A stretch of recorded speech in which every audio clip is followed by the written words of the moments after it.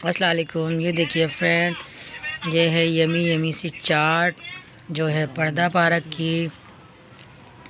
और पर्दा पार्क का नाम आता है तो आपको पता है, आते हैं हमारे घर में गोलगप्पे।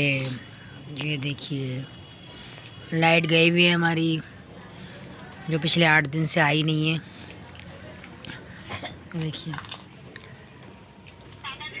ये है यमी यमी से गोलगप्पे और ये है गोलगप्पों का पानी। आ जाए मेरी यूट्यूब फैमिली, किस किस को ये गोलगप्पे खाने हैं। आज हम ये लाए हैं इनकी चाट। बस नॉर्मल ही है, जो हमारे पीआईबी की चाट होती है वो बहुत ज़बरदस्त होती है, लेकिन ये बस नॉर्मल ही है। बस खा सकते हैं आप लोग ना इनके साथ। चलिए हम करते हैं अपनी चाट को एंजॉय। अल्लाह हाफिज़।